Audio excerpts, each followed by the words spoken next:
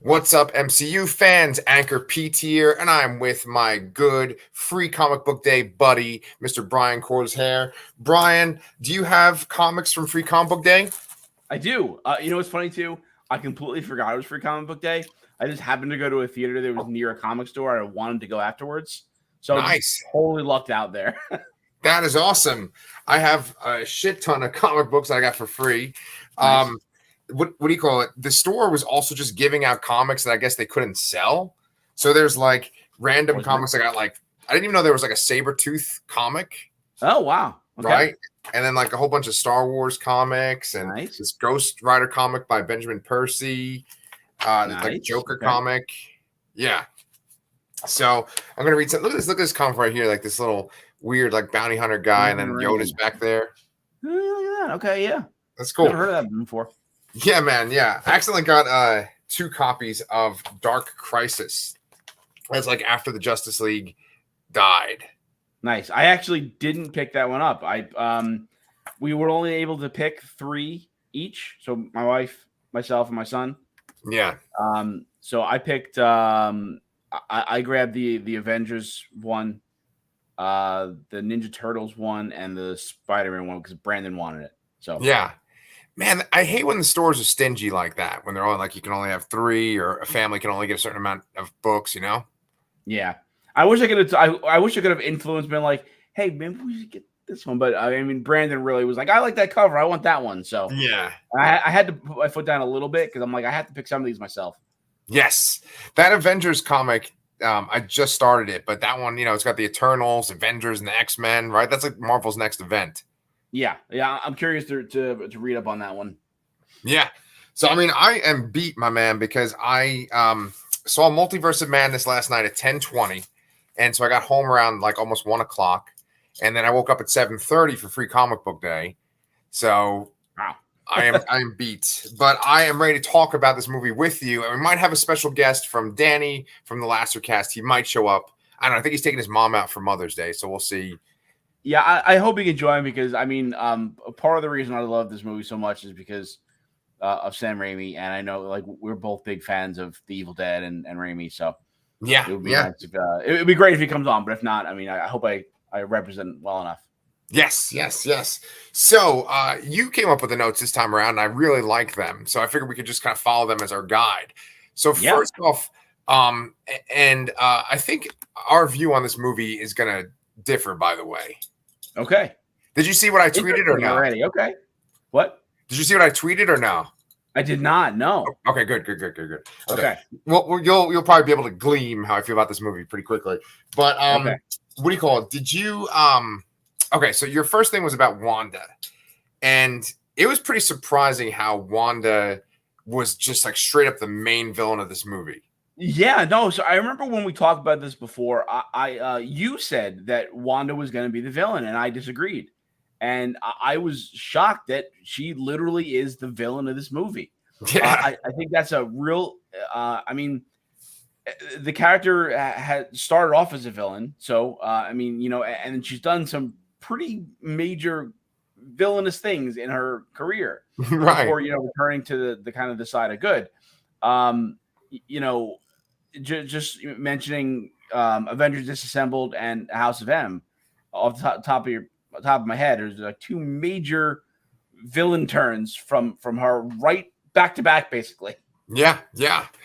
I was really surprised with how they handled her in this movie. And when I left the theater last night, I heard this one girl, I don't know how old she was, but I think she was talking to her boyfriend, and she was like, that imagery was just so messed up. Like when she was coming out of the puddles and she was all broken.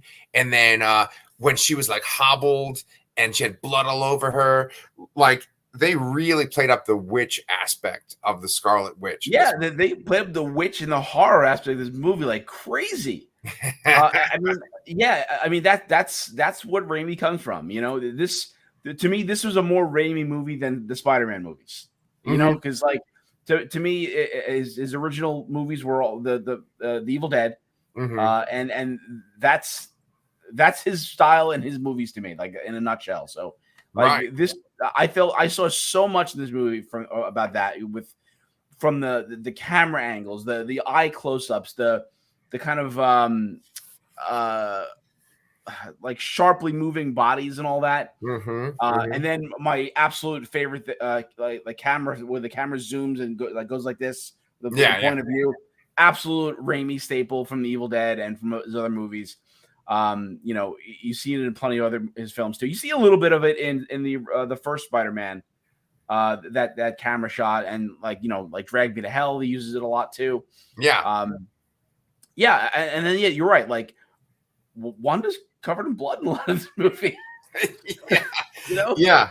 So we didn't mention this, but we should just say that this is spoiler city, you know. So we are just going to spoil the shit out of this movie. If you've not seen Multiverse of Madness, go see it, then come back and check this out.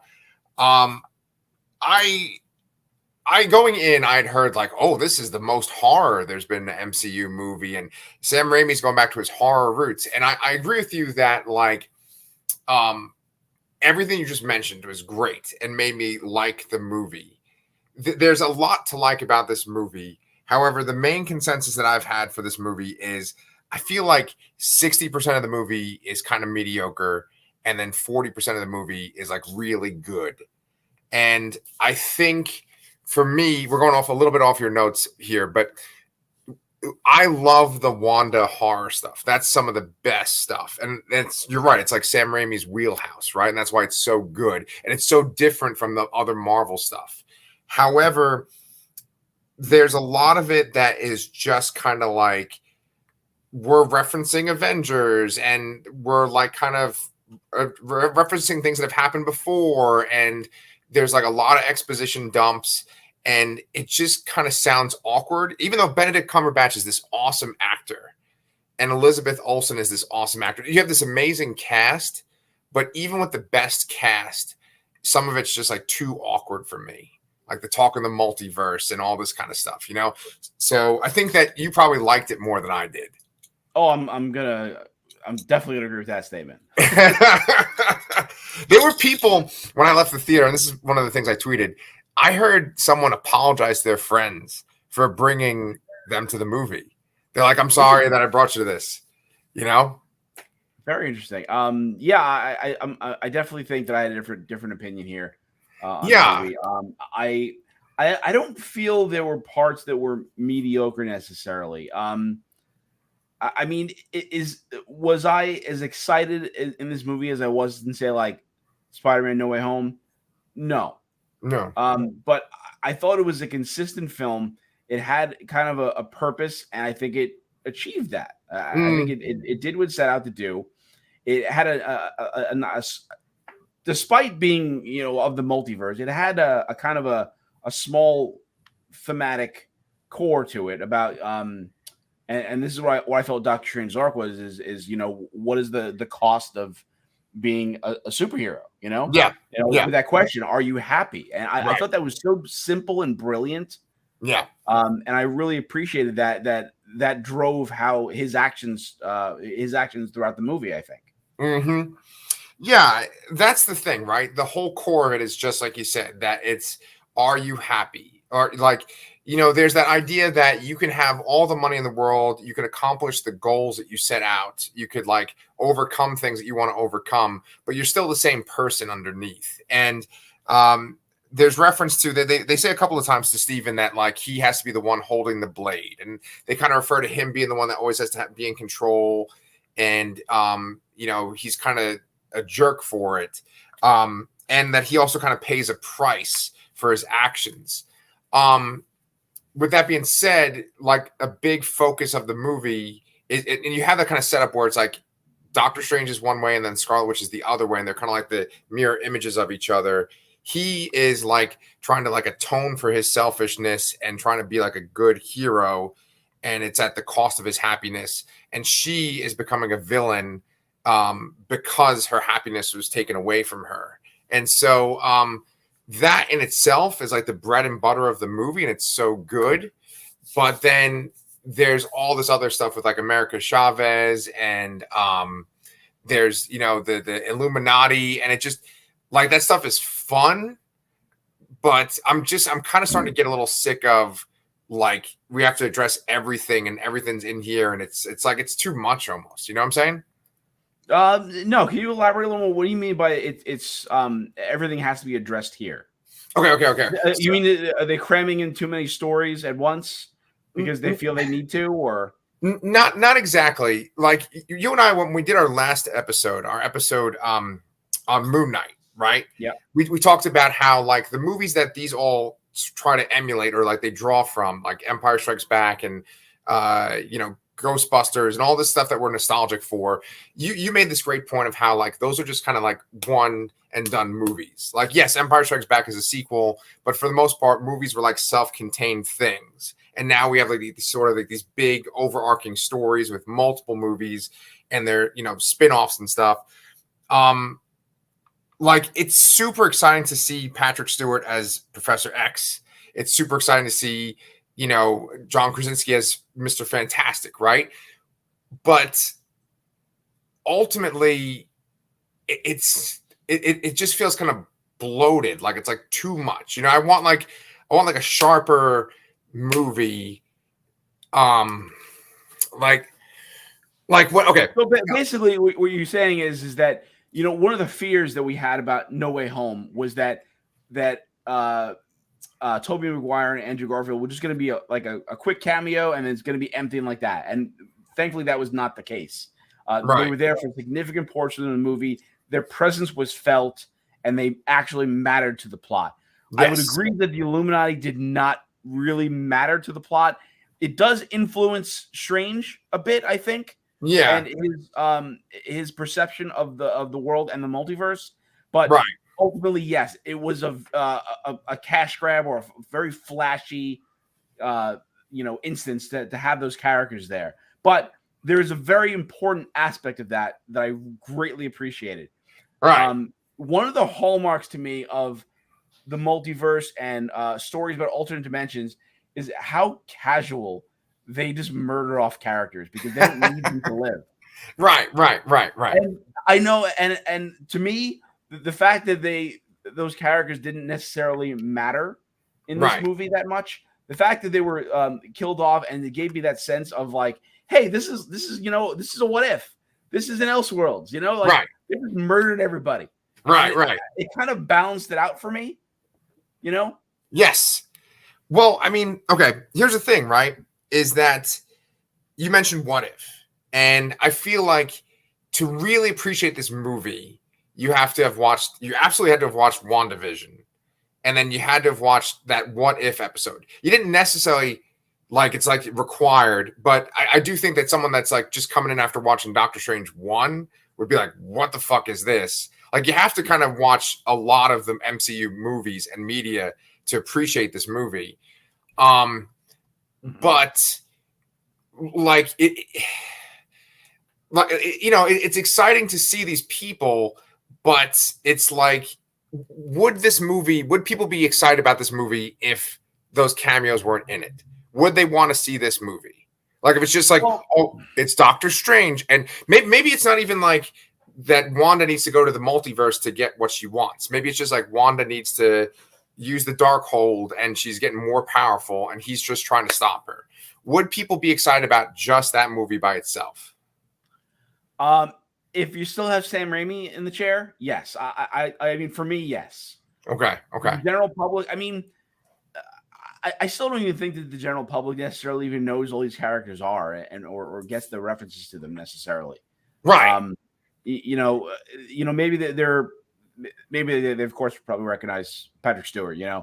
And they'll probably know like, oh, that's John Krasinski, but they may not really think that like, oh, like that's Reed Richards, the Illuminati, Council of Reeds, all this other shit. Yeah. So I think, I don't know. I have no idea.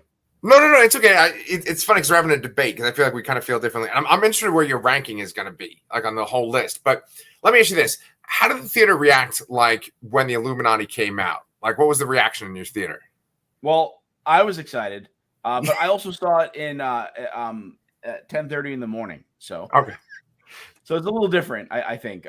So I reacted strongly to John Krasinski, and then more importantly to me, the the 92 animated X-Men theme playing, I was like, yes! I actually made a sound at that. Yes. To a quiet, otherwise quiet theater. Yeah. There were, there were some jokes in this too. I mean, not that many, but there's some little quips here and there, and I laughed a few times. And I don't think I heard anyone else laugh at all. I have any response in any capacity. But again, this was 10:30 in the morning on a Saturday, not a theater filled with probably people that are bigger fans. Going opening night. Yeah. Well, like when Black Bolt showed up, some people were like, "Oh shit, that's Black Bolt." Like I heard people say, "Oh, it's Black Bolt," and I thought that was kind of cool that like people actually know who Black Bolt is, right? And that's the actor that played him in the Inhuman show, right? Yeah, no, I wasn't sure that. Like when I first saw him, like, is that Anson Mount? It's harder to tell because he didn't really wear the mask in that Inhuman show. Not that I watched it, but but yeah, I did look it up. It is Anson Mount playing Black Bolt, which I think was pretty cool. Right, and it's also cool. We heard him speak. Yes. I just wondered how that would sound, Yes. See, I like that, and the audience got real excited. And then, I think for Captain Carter, they were kind of like, yeah. With Captain Marvel, they were probably like a little bit confused because I don't know if a lot of people made that connection that was Monica Rambeau's mom. Yeah, even from the trailer, I kept saying that it was. I kept thinking it was Monica Rambeau and Teyonah Parris, but it was Lashana Lynch and Maria. So that was a mistake I even made. Yeah, and so like like I think that they were a little confused with her. Then when John Krasinski came up, they're like, "Oh shit!" I think someone went like, "That's Reed Richards." But like. The Spider-Man movie is a great example, right? Because it's funny because it has Tobey Maguire from Sam Raimi's Spider-Man movies. I felt like that movie was much more tight, and there's that kind of feeling of suspense of like, oh shit, are they going to kill off one of these villains? Like, are they going to kill off Dr. Octopus, or are they going to kill off Tobey Maguire's Spider-Man? Are they going to kill off Andrew Garfield's Spider-Man? So there's that kind of that tension there, and there's that suspense that I think you need in a superhero movie. This movie, to me, I just kind of felt like a little bit bored. And I know that that's kind of fucked up.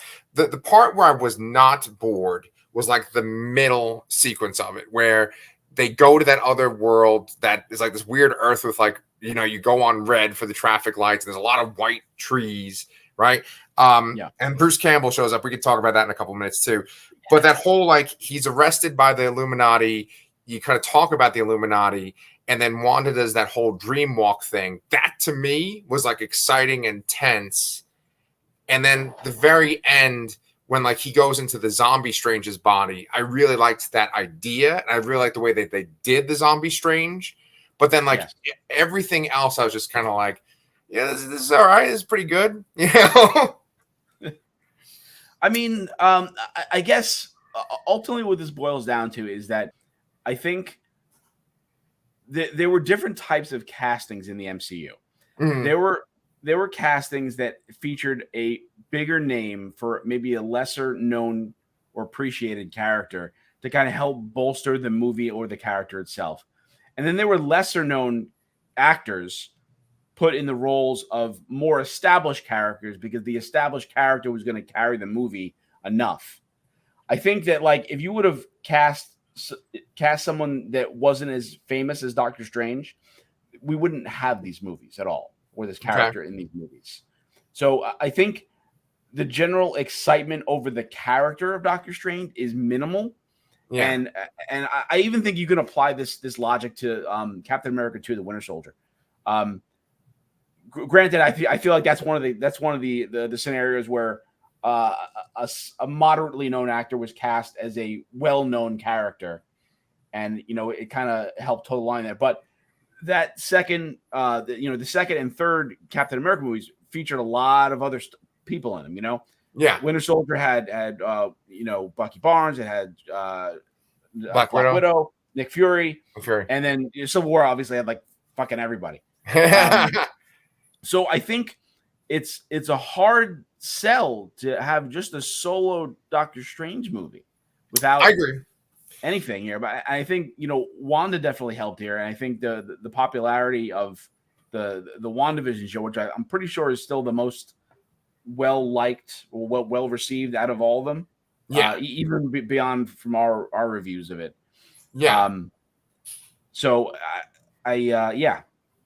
No, that's a really good point too. Like just getting an audience interested in Doctor Strange. You have to get Sam Raimi to direct it, and you have to throw in all these weird little cameos and stuff too. That's a really, really good point. I think that, like, because you mentioned Winter Soldier and you mentioned Civil War, like those are also very grounded, right? And one of the points I wanted to make in our discussion was that all comic book stuff is so weird and out there and big and crazy concepts, and it can just go further and further away from reality to where you have like big crossover books and there's all these different superheroes and there's different realities and all that kind of shit. And this is like that in a movie form, and it becomes kind of so removed from reality. And when you like look at it, I think maybe one of the things that might have poisoned the well for me too was that Sherry told me a review. Like she kind of was like excited to tell me there was like a negative review. And one of the negative reviews was that like Benedict Cumberbatch is so great, but the movie is like him doing crazy stuff with his hands the whole time. And I think that once I got that idea in my head, I just always seen him go like this and stuff. And Benedict Wong or whatever doing crazy things. And it just kind of seems goofy because it's like this, make believe. And obviously, all of these movies are like that. However, it's almost like it's all that, And when it works, it's when they do like really creative, interesting things with magic. Like I think a great example is in Infinity War when Doctor Strange fights Thanos. It's sort of like this sequence where Strange tries one thing, then Thanos counters it. Strange tries another thing, and Thanos counters it. And it's like creative little things where like, he turns like Thanos' blast into butterflies or something like that, right? They have things like that in this movie, but then there's just a lot of things where like Wanda's just kind of like hex blasting people. Yeah, it's just devolved into like energy blasts, essentially. Yeah. One of the best sequences, I think one of the best examples is when they're in that like reality that's like two realities smashed together with that kind of evil Doctor Strange, and they have that battle with the sheet music. I really like that. That was really cool. Yeah, I really like that. Yeah. But I think that there were, I mean, yes, there were a lot of just general energy blast things. But the beginning of the movie with Gargantos, that fight, there was some definitely some particular things done there. He makes an axe, he summons an axe out of magic and he cuts things off. Wong had that kind of traditional Chinese style weapon with like the sword on the end of a string. Mm-hmm. And it wasn't just energy blast all the time. And there were the viper looking, the snake looking things that he uses at one point. Yeah. They have a name. I don't remember what they are, but yeah, like there's a lot of it was just the circles or shields, and they're just firing energy at each other. And it's I can get how that's kind of like a little seems a little lazy, right? And it's not even like I understand it because it's like you'd have to be super creative for like over 2 hours, and then there's some really cool sequences. There's one where like you said, that battle with Gargantuan, where like America Chavez ends up on this ledge, and then he does one of those little portals, and then they just kind of like slowly slide through the portal, and like they were on an angle, and then they are standing up when they go through it. Like a little shot like that is so interesting, and like having Sam Raimi be the director, it just elevates it, whereas another director probably wouldn't even think about doing something like that. And I mean, there's a lot of different things. I'm just trying to think off the top of my head that I liked as far as like what they did with the magic. I mean, especially that zombie Strange at the end. That was like straight up, like Army of Darkness, Evil Dead kind of stuff right there. Yeah, no, absolutely. That's Evil Ash right there, but he wasn't evil. Right. And to me, that was one of the most interesting things. I wanted to make that point when we first started talking about Wanda as the villain, because I initially thought that the evil Strange was going to be like possessed by Cthulhu or something like that, and that was going to be the main villain because they didn't show. I mean, they showed it was a pretty long initial preview trailer, but we weren't sure how much they were showing of the story or not. Right, and it kind of showed a lot of it. Yeah, they really did. Really know. I think we have a bunch of comments here, by the way, too. Oh shit, we do. I've been sitting here talking to you. I didn't even, oh, it's Adit. I'm sorry. Thank you for pointing it out, Brian. Okay, let's see what Adit says. All right, so apparently Sam Raimi's original cut was 40 minutes longer. Holy shit, 40 minutes longer. However, his movie didn't have much to do with WandaVision and was pretty much self-contained. Okay. I did not know about that. Marvel Studios, I didn't hear about that. And I are you saying that the movie would have been entirely different and not have Wanda at all? Or yeah, if you can answer that question, I'm curious to hear it, because I hadn't heard that. I heard that Raimi had creative freedom for the most part, with a few small exceptions. About kind of paying, taking the characters and what they've experienced prior and sort of helping to set up where they can go later on. Yeah. I feel like this kind of sets up another Doctor Strange movie down the road, which could actually be a very interesting Strange movie without Wanda at all, because they talk about dream walking, and then it was like, well, what about like Wanda at one point is like, it's a real nightmare, or says something like that, right? Like focus on the nightmare. And I'm like, well, you could introduce nightmare in like a third Doctor Strange movie, and you could even tie multiverse shit into that too. I think that'd be real cool. Yeah, and speaking of there's one little side note about dream walking too, that the Marvel Legends toys that came out for this movie, they came out a while ago. They usually have a bunch of versions of the movie characters, and they'll slip in a comic character there. And I think I even showed this to you. I bought Sleepwalker because he was in the wave. I'm like, this is awesome. I remember him from the 90s. I had a bunch of the first couple issues there. Yeah. And all this talk of dreams and dreams being glimpses into the multiverse. I mean, I don't really think that's how it was perceived in Sleepwalker at all. No. But I thought that was an interesting little thing to add into that wave, being the dreams and all this stuff. And dream walking was so important to this movie. Yeah. I mean, Sleepwalker is actually one of my favorite, like, obscure Marvel characters that not everyone knows about. And I mean, he's from that early 90s, which is when I got into comics, like Dream, Sleepwalker, and like Darkhawk, all from that same time. I actually have that figure too. That's I don't have that figure. I have the first issue of the comic, though. Okay, let's see what Adit says over here too. Marvel Studios' success has pissed off Marvel Comics. Many writers and artists have made it pretty much evident that they are not happy with Feige running the entire company rather than a part of it. Feige doesn't run Marvel Comics, though, isn't that? Yeah, I think he was made president of like everything or something like that, because there was some friction between some other execs. Mm-hmm. I don't remember who was who in this scenario, but I believe that part of that is at least true. Although I haven't heard that the writers or artists are angry about it in any way. I will say that the comics definitely try to kind of reflect what's going on in the movies as best as they can. You'll see visual changes and story changes and even character attitude changes, more so based on the movie in the current comics than I think the other way around. Yeah, I agree with you on that one. I mean, honestly, I think that's a good thing. The more people become aware of these characters and they seek out the comics too, I mean, the better chance we have of comics actually selling and being successful. So yeah, I think it's okay to kind of match the movies in that regard. Let's see what Adit has over here. He wrote all this shit. I didn't even realize it. I love comics and movies. However, with comics, especially Marvel, it has become just an event machine. Well, that's the damn truth. Like every couple of months, there's an event comic from Marvel. I mean, I'm guessing the event books sell more to an extent because, I guess I don't even know why. I mean, do people just see that maybe one of their favorite characters is involved and they want to see what happens and they get it? And this is a way to boost a quick flash of sales. I mean, for the most part, with those big event books, I almost always feel like I'm disappointed by them. Yep. With very, very few exceptions. I prefer like a big 12-issue arc in a solo book or a team book than I do to a big, line-wide crossover. Yeah.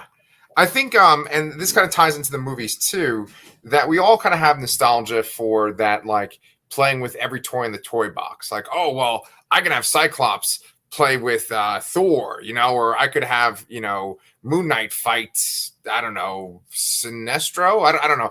They're not the same universe, but like that idea of like just playing with your different characters brings you back to your childhood. And when we were kids, the events were sort of kind of more novel. You only had like Infinity War and Crisis on Infinite Earths. And I think that we always want to recapture that feeling. And that's why they still put event books out like crazy. But yeah, I'm 100% on board with you where it's just like, I'd much rather have a story that just focuses on one character and uses their world, and unfortunately, and having the connectivity between other series and other characters is great too when it makes sense. But I think that the event books and these days they come so fast and so frequently that it interrupts just the normal stories too much. Yeah, totally agree. Yeah, some of the worst things is like when you are reading like a trade of a comic and it's like one story for a while, but then all of a sudden there's this random story that has to do with a crossover, and you're like, what the fuck is this? It just throws you off. One of the things that Adit said too is Fahey trying to replace Marvel Comics continuity with the MCU? I don't think that he's trying to do that. However, I think that they keep, like Brian said, keep matching the comics to the movies, so they kind of are blending more and more together with each other. I'm wondering, is this comment based on the fact that they named the MCU as 616?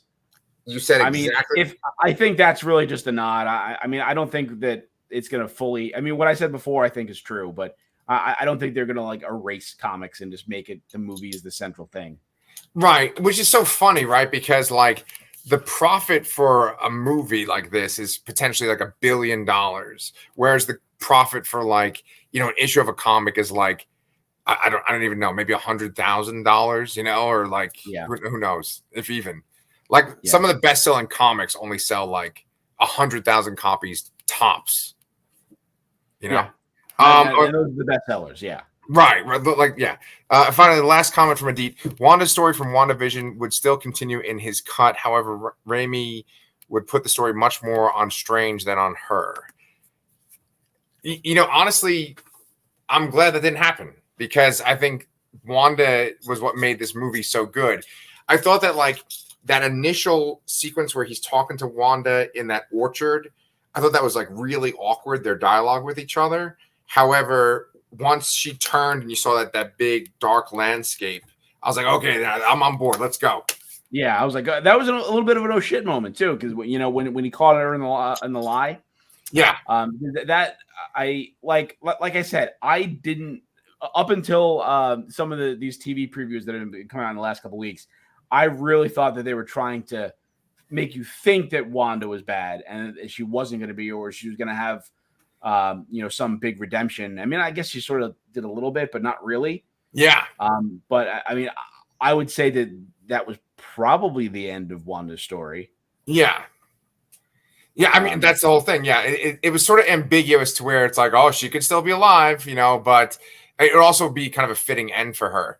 One of the videos that I watched on my way home, because I was kind of feeling kind of negative about this movie, was this guy, Orem. He did this video a long time ago about Power Girl's boob window, and he always had some real interesting commentary about comics. And so he was saying how Wanda's arc in this movie is essentially just like her arc in WandaVision. It's almost like, well, why did we have WandaVision? It's like the same thing in this, Yes, but I think in that it was her journey to discovering the power that she had in that. Okay. And I still think that show has value because of the interesting gimmick that it had. Oh, yeah. This movie actually just made me appreciate WandaVision even more. And it was kind of cool to see her sons, like the actors that played her sons in this too. Yeah. So I keep kind of pooping on this movie, but like, what do you call it? I think we should talk about like the exciting things about it. We kind of talked about the exciting like filmmaking aspects of it, but like just like the comic stuff, the stuff that gets guys like you and me excited. Like, so first off, I think right when I say let's talk about the comic stuff, here comes a guy who's not a comic guy. Let me tell you why you're both wrong. No, I'm kidding. I have no idea what you said. Well, Danny, I don't know if you heard. So everybody, this is Danny Torkel. You guys probably know him from the Lastercast, where we talk about horror stuff, and he's also on this channel talking about Raised by Wolves. Danny, why don't you get caught up with us? Give us your kind of general thoughts of Multiverse of Madness. Real quick, I'm sure you covered it. Put your tail down, you maniac. I feel like I have a tentacle behind me. I really liked it overall. I gave like a quick Facebook non-spoiler review. I think I gave it a 7.5 out of 10. I liked it better than the first Doctor Strange. I thought it was probably the fastest paced MCU movie. And God, thank you, Sam Raimi, for making it 2 hours and 6 minutes and not 2 hours and 45 to 3 hours. Thank you. Yeah. That was well appreciated. I loved the Raimi touches to it. I loved the horror elements to it. For personal reasons, it's my favorite post-credit scene of all time.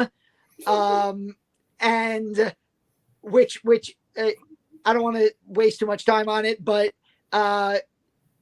there were people in the theater behind me like, that's it? What the hell? And I was hysterically laughing to the point where my son was like, can you quiet down? Yeah, I mentioned earlier that I saw this morning at 10:30, and I was like the only person like audibly laughing or anything.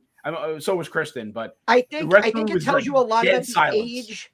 I think it tells you a lot about the age of the person seeing the movie if they like that post-credit scene. Yeah, right. My biggest complaint, weirdly, and I don't know if you guys have said this because I just popped on, is there wasn't enough multiverse in the Multiverse of Madness for me. I could have done with more like scenes in the multiverse itself. I could have done with more universes. I feel like we only got there was that one great montage where they're crashing through the different multiverses.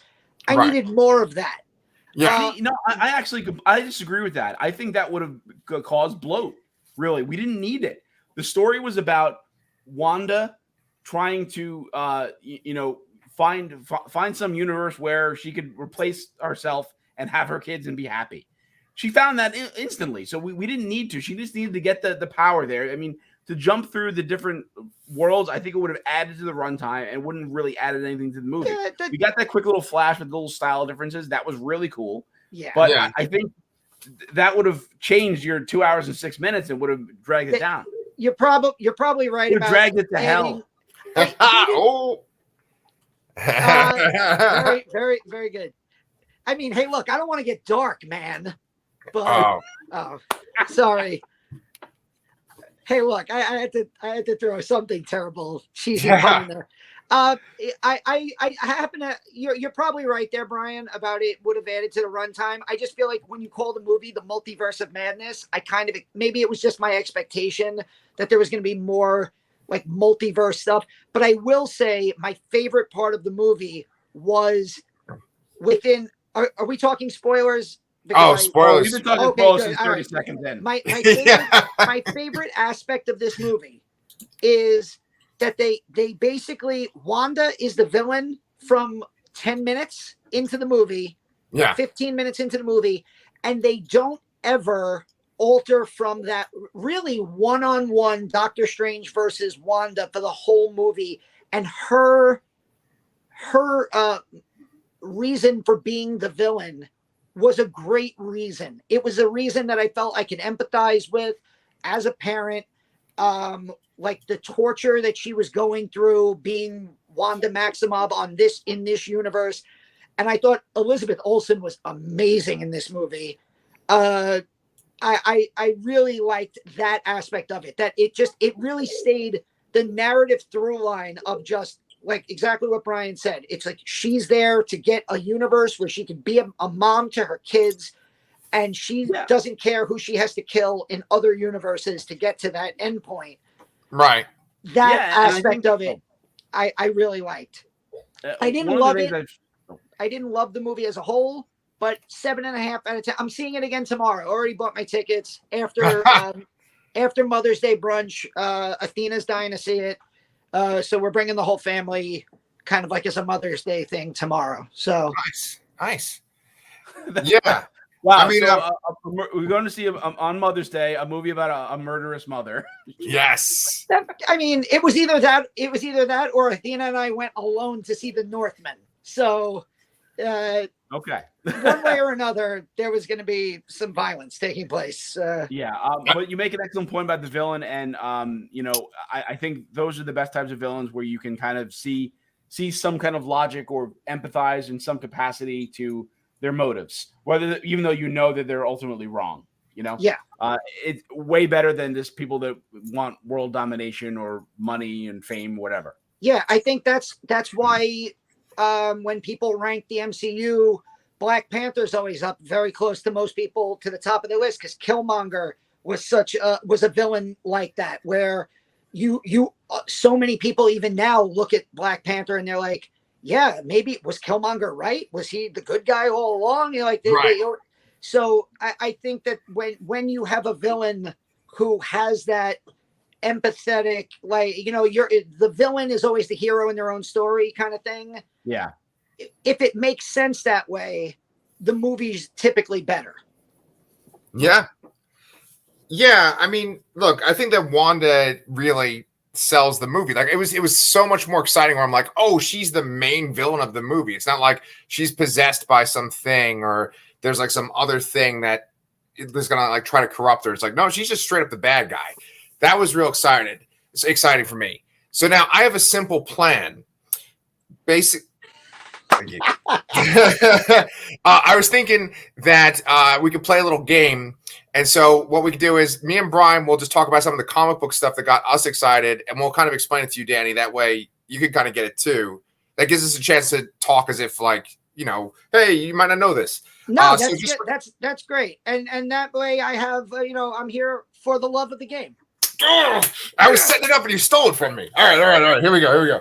Now I just got to think somehow how to get in that. What was the Oz one called? What was that Oz one? The Great and Powerful Oz? Oh, yeah. That's going to be hard to fit in. Okay. Yeah, I don't think we can get that in there. Yeah. Okay, so check it out, Danny. When they have that whole sequence with the cameos with the Illuminati, right? The Illuminati in the comics are actually very similar to the Illuminati in this movie. Black Bolt's on there. Reed Richards is on there. Professor X is on there. They have Iron Man, which I guess, they weren't going to bring Robert Downey Jr. back for this. There was talk of having like Tom Cruise as like superior Iron Man be on the Illuminati, but I think that they probably wanted to have more female cast members. And I think that's why they went with like Captain Marvel and Captain Carter, right? But with that being said, with the Illuminati, one of the big cool arcs that like Brian and I really ate up was this idea of these incursions, and they referenced that in this movie. Yes. And I remember as soon as they said incursion in this movie, I was like, oh, I got to talk to Brian. I got so excited. Because in the comics, what ends up happening, they kind of allude to it in this movie, but basically like if a universe comes into contact with another universe, they basically like collide and destroy each other. And so the Illuminati had to come up with this plan to like destroy other universes to save their own. And I think that you're probably going to have that in an MCU movie down the road. And that led to a big crossover event called Secret Wars. And like Dr. Doom was the main bad guy of that. So okay. I think that maybe they're setting up the foundation for that. Brian, what do you think? What I really like too about that storyline is the moral conflict there of ending an entire universe to kind of save your own as a last ditch effort. Some people weren't as okay with it. I think by that point the Illuminati team was comprised of different members, right? So it was a little bit different at that point. Yeah, Black Panther was on there. Namor was on there. Black Panther was on it, and he was originally he rejected the Illuminati. He didn't want to be a part of it at first, right? That initial grouping. Yeah, and I think that maybe there might have even been like a reference to Namor and stuff in this, because when they do that whole montage of different multiverses, there's one part where they're like underwater, and I was like, oh, could that be like a Namor kind of thing? And when they did that montage, it was cool. They had like that animated sequence too, and then they had that paint world. That montage sequence kind of reminded me of the first Doctor Strange movie when the Ancient One makes him kind of go out of his body. What'd you guys think? Yeah, I definitely see that. And also, speaking of comics too, and one of the things I think I texted you like during the movie, in that first scene there, while they're traveling between the dimensions, we get a glimpse of the Living Tribunal. Danny's giving me a thumbs up for that. Yeah, Yeah, because I think I said it out loud in the movie theater to my son. I was like, oh, Living Tribunal. And he was like, as usual, he was like, Dad, shut up. You're embarrassing me. Stop it. So I was like, I'm glad Brian said it, because I feel like whenever it has to do with anything comic booky, if like you or Brian pick it up, then I was right in what I saw. So yes. And I know who the Living Tribunal is because I read the Infinity Gauntlet series like probably from cover to cover 55 times growing up, and he was one of the Celestials. So I'm like, all right, I know that guy. Yeah. I mean, that was cool seeing him in there, and that whole sequence is great. The Illuminati was this great little wink. You know, you also had those like Ultron robots too, which I think my audience got real excited when they saw those Ultron robots show up. And then Brian, before you came on, Danny, he mentioned how they said it was Earth 616 was the universe that Doctor Strange came from. And that's what we call the Marvel Comics universe. I was kind of hoping that they were going to call it like a different number. That way it could be like the comics are part of the multiverse and the movie universe is like a different universe. You know what I'm saying? But I'm okay with that. Yeah, I agree with that statement. I think I would have preferred this being a separate universe to kind of, increase that. Like there's multiple things out there, and we get more of a view into it. Yeah. And then like Danny, they also had like the Book of Vishanti. That's from Doctor Strange comics. And one of the things I said on Twitter, I think you might have liked this, Danny, was that this very much felt like an old Doctor Strange comic. Yeah. Like Steve Ditko, who he's an artist from, Marvel Comics back in the day. I can't remember who the writer was, but like they would make these amazing, trippy, like druggy kind of Doctor Strange comics. And I think that that's what Sam Raimi was trying to capture. I think he was trying to capture like the Steve Ditko Spider-Man comics when he made the Spider-Man movies. And then he was doing that with Doctor Strange. And it felt a lot like that in the very beginning. But then all of a sudden it kind of went to more modern kind of comics towards the end of it. Right, Brian? Yeah. I agree with that. And then like the Book of Darkhold, that's in Marvel Comics. There's a ton of that. There's also like that mountain where Scarlet Witch goes. That's a big part of one. Right, exactly.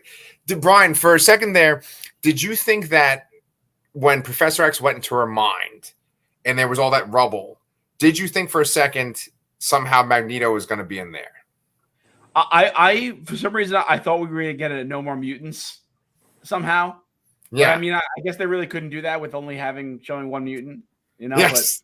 But that's the vibe I kind of got, because I have this image in my head of the No More Mutants. It has a white background like that when she says it. So that was the vibe I got. But yeah, that would have been great if that would have showed up there. And see, like Danny, I'm kind of mad at you too, man, because you were like best end credit scene ever, and so like I thought what was going to happen was that something was going to happen with Wanda. And then she was going to somehow cause mutants to be in the MCU. And I thought that was going to be like the end credit scene. I'm like, oh my God, it's happening. And it's just Bruce Campbell like punching himself in the face, Which is also great in my eyes, but I agree. I also thought the same when I saw your tweet, Danny. I also thought like, oh my God, the X-Men are coming. I want my X-Men shirt. Right. I mean, but like what I said back to Pete, because Pete said that to me, he was like, you really confused me. I thought it was going to be that. Like, I thought that the whole point was like Doctor Strange exists in every universe. America Chavez, well, she doesn't exist in every universe. There's only one of her. But everybody, Wanda exists in every universe, and she wants to become a mom to her kids in another universe. So the just by seeing Professor X and Reed Richards, to me, that tells you that there are Professor X and Reed Richards in 616, and that we will eventually get to see them. I don't know if you guys mentioned it, but the casting of John Krasinski is fucking perfect. That when I saw that, I was just ecstatic. I think he's perfect for that role. Now they just shouldn't cast Jessica Alba. No. The long-standing rumor / fan cast was John Krasinski and then his wife Emily Blunt as Sue, which I think would be fantastic, even better than John Krasinski. I think Emily Blunt as Susan Richards, Susan Storm, would be even more on the nose. I Yeah. can see that. Well, and so what does Doctor Strange say to Reed Richards when he gets introduced? Was he like, "Hey, you were in a '60s cover band or something"? What does he say to him? Yeah. Didn't you have a song in the '60s or something like that? I think he was just making fun of the Fantastic Four name and the Four. Yeah, because kind of doesn't sound like a '60s like R&B act or something. Right. Okay. Yeah, like Motown kind of thing. Yeah. Yeah. Like because one of the things that they were hinting at, or someone said somewhere, was the idea that like the Fantastic Four movie could have been set in the '60s, and like they would have like went into space or something and came back in the modern time. Like that would have been really cool if they did something like that. So that's why I was wondering if that was like a reference to that. Brian, what did you think about like when the Illuminati, and Danny, I want to get your thoughts too, when they just got murdered, like left and right? Like, how'd you feel about their deaths? I thought they were all fairly gruesome and interesting. There was a nice little Matrix reference with Black Bolt there, and the no mouth thing. Yeah. Cutting Reed into ribbons like that was brutal. Captain Carter got cut in half by her own shield.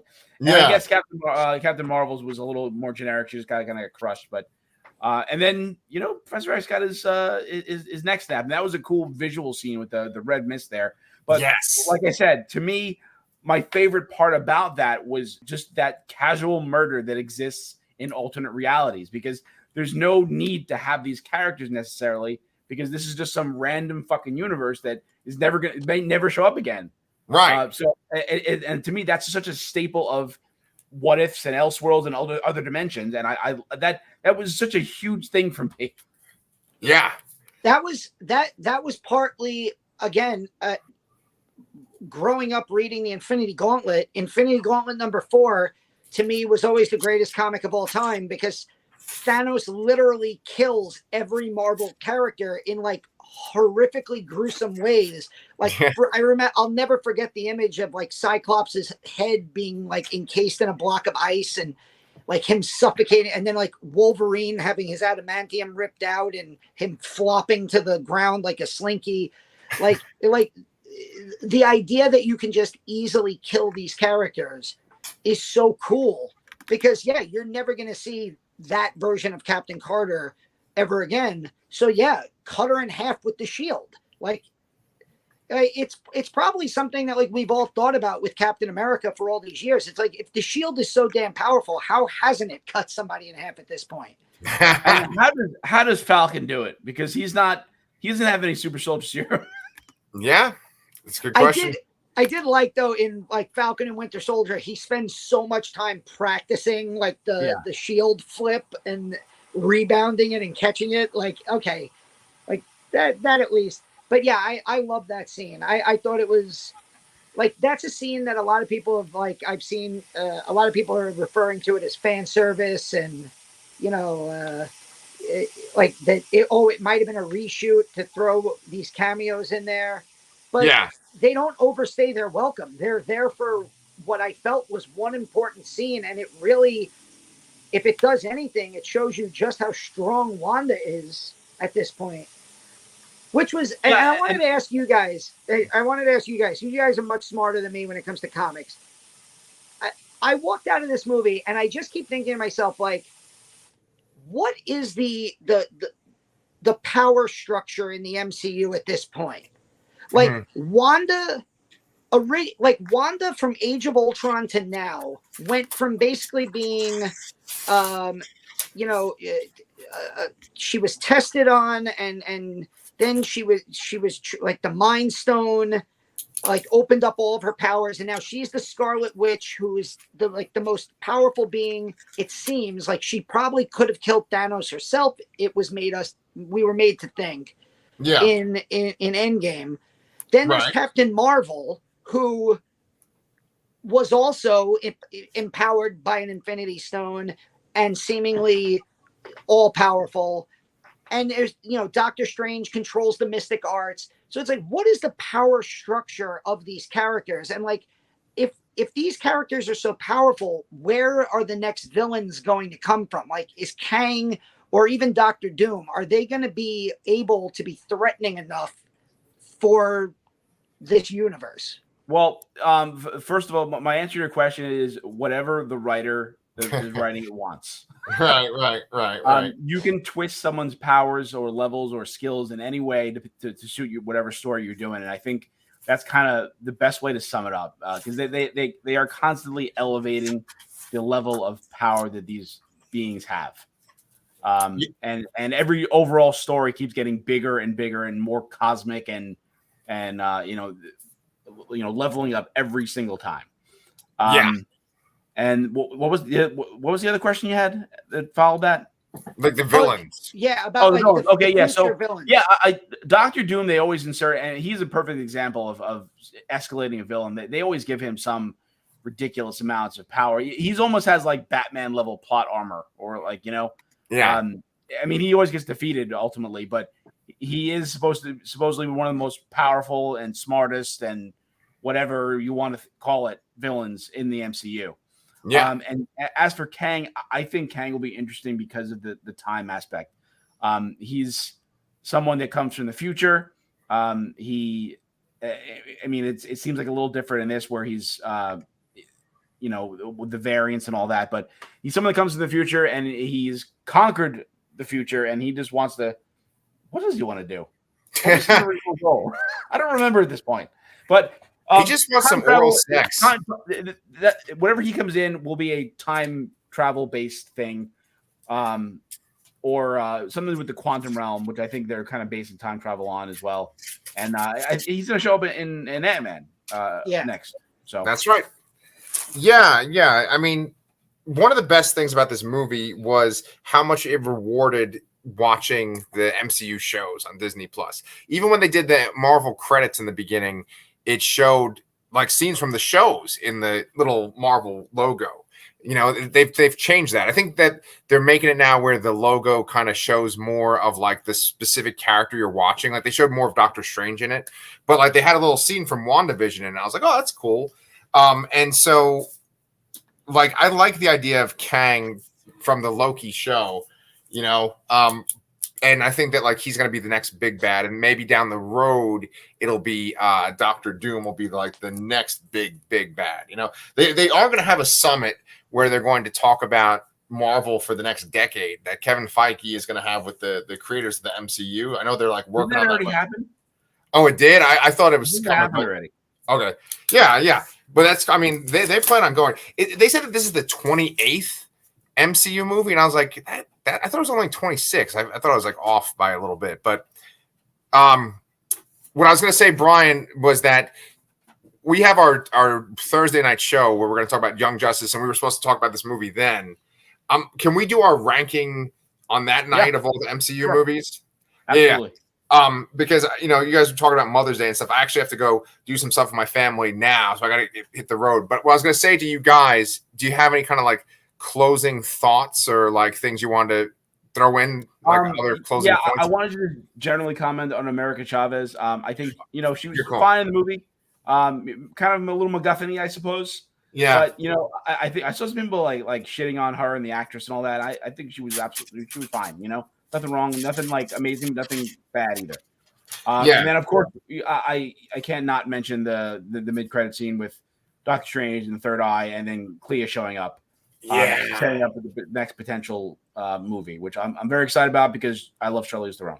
Yes, I love Charlize Theron, and I've only read like maybe one or two comics with Clea in them, and I thought she's pretty cool. She's kind of like, she's the current Sorcerer Supreme in the comics, if I'm not mistaken.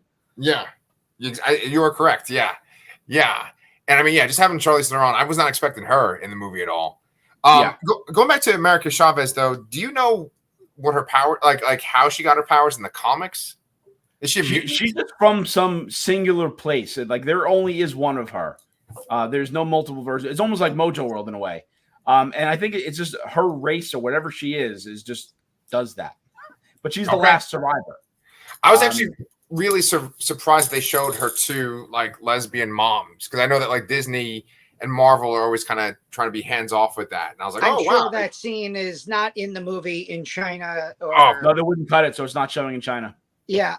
Also, Oh, depressingly, I did hear groans in the movie theater behind me when that scene came on. There were a bunch of people like, "Oh, come on!" yeah. And I wanted to turn around and be like, "Crazy thing, there are people who have gay parents." Like, Yeah. Come on. There's not lesbians in the real world or this Yeah. other dimension that has bees and whatever the fuck else was in it. It's weird ass. There's some weird ass dimensions. Dave, did you have any other things to add? For I was just gonna say, like, I really started to notice, and this could be a topic for an entire other conversation for the three of us. I really started to notice the whole. There just seems to be this real anti-MCU vibe going around Yes, on agreed. social media. Mhm. The reviews for this movie, not fan reviews, not the people who actually paid to go see it, the people who are paid to review movies, all seem to hate this movie. It got like a 0-star review in the New York Post, a pillar of journalism, let me tell you. That clarifier. And like my mom was even like, "Oh, it got terrible reviews. Why are you going to see that again?" I was like, "Because it's actually really good and they're just morons."